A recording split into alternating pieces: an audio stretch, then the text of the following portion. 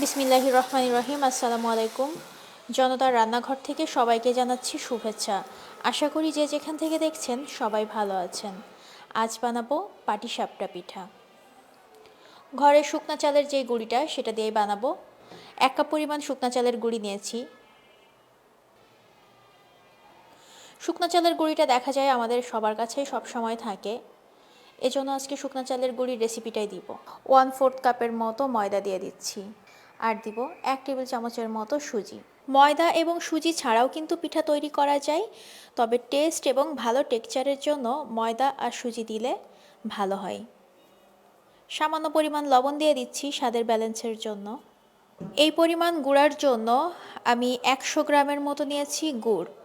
100 গ্রামের মতো গুড় 1/4 কাপ পানিতে গলিয়ে নিয়েছি। হালকা গরম অবস্থায় যোগ করব এটা। গুড়ের পরিবর্তে 1/2 কাপ চিনি দেওয়া যেতে পারে, আজকে আমি গুড়ের পাটিসাপটাটাই করব। এই মাখাটা খুব সুন্দর করে চটকে হাত দিয়ে মেখে নিতে হবে। আপনারা যদি নতুন চালের গুঁড়ি ব্যবহার করেন তবে নর্মাল টেম্পারেচারের পানি দিয়েও পিঠার গোলাটা করা যাবে। আমি যেহেতু শুকনো চালের গুঁড়ি ব্যবহার করছি সেজন্য সামান্য গরম পানি ব্যবহার করেছি। এই পার্টটা বেশ ইম্পর্ট্যান্ট, একটু ভালোভাবে চটকে নিতে হবে। এবার লুকওয়ার্ম ওয়াটার 1/2 কাপ যোগ করে দিলাম। অল্প অল্প করে যোগ করতে হবে। আজকে আমি যে পরিমাণ চালের গুঁড়ির পিঠা বানাবো তাতে করে 2 কাপের কাছাকাছি পানি লাগবে। আমি 1/4 কাপ গুড়ের সাথে জাল করে নিয়েছি, আর বাকিটা অল্প অল্প করে যোগ করব। এবার একটা গোল চামচ দিয়ে ব্যাটারটাকে ভালো করে ফেটে নিব। কাজটা একটু সময় নিয়ে করতে হবে, যেহেতু শুকনা চালের গুঁড়ি দিয়ে বানাচ্ছি তাই সময়টা একটু বেশি লাগবে। 7 থেকে 8 মিনিটের মতো ব্যাটারটাকে খুব ভালোভাবে হুইস্ক করে নিয়েছি।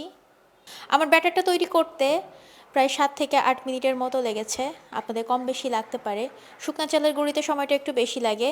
দেখতেই পাচ্ছেন ব্যাটারের কনসিস্টেন্সিটা কেমন হবে, কিছুটা রানি টাইপের হবে। এটাকে ঢেকে রেস্টে রাখবো 30 মিনিটের জন্য। 2 টেবিল চামচের মতো চালের গুঁড়া দিয়ে দিলাম প্যানে। চালের গুঁড়াটা ঘি দিয়ে না, খোলা প্যানে একটু ভেজে নিতে হবে। খিরসার ভেতর শুধুমাত্র চালের গুঁড়াটাই দিয়েছি।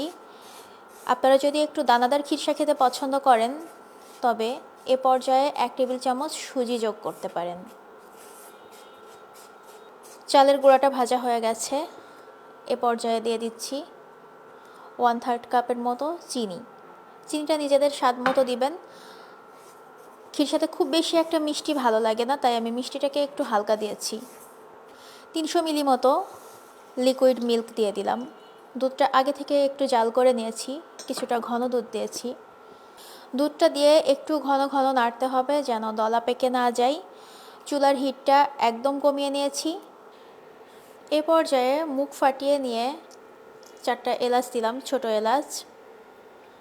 এলাচের গুঁড়াটা ব্যবহার করব না, খুব বেশি একটা ভালো লাগে না আমার কাছে। এবার 1/4 কাপের মতো গুঁড়া দুধ যোগ করে দিচ্ছি। সময় বাঁচানোর জন্য গুঁড়া দুধ একটা বেস্ট অপশন, দ্রুত খিরসাটা তৈরি হয়ে যায়। দুধ জাল দিয়ে ঘন করার কোনো ঝামেলা হয় না। বেশ খানিকক্ষণ জ্বালিয়ে ঘন করে নিয়েছি। এই পর্যায়ে খুব দ্রুত নাড়তে হবে। এলাচটা তুলে নিব। এখন 1 টেবিল চামচের মতো দানাদার ঘি দিয়ে দিব। ঘিটা শেষ পর্যায়ে দিবেন, এতে করে ফ্লেভারটা খুব সুন্দর আসবে, খেতেও ভালো লাগবে। আর ঘিটা শুরুতে দিলে যেটা হয়, ঘেরি স্মেলটা এক্সিস্ট করে না।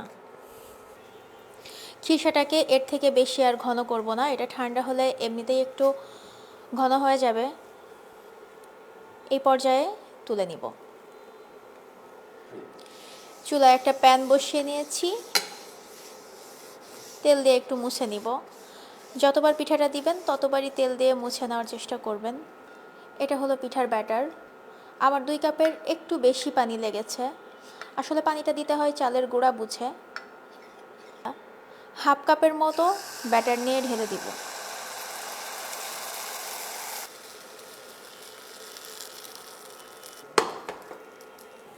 এবার খিরসাটাকে দিয়ে নিচ্ছি। এবার এক সাইড থেকে মোড়াতে শুরু করতে হবে। আমার প্লেন পাটিসাপটার থেকে কিছুটা জালিদার পাটিসাপটা বেশি ভালো লাগে। তবে পরবর্তীতে কোনো সময় ইনশাল্লাহ প্লেন পাটিসাপটার রেসিপিটাও দিয়ে দিব আপনাদেরকে। আশা করি রেসিপিটি আপনাদের সবার কাছে ভালো লেগেছে। ভালো লেগে থাকলে বাসায় বানিয়ে ট্রাই করবেন, ফ্রেন্ডস অ্যান্ড ফ্যামিলির সাথে শেয়ার করবেন। পরবর্তীতে দেখা হবে আবার নতুন কোনো রেসিপি নিয়ে। আল্লাহ হাফেজ।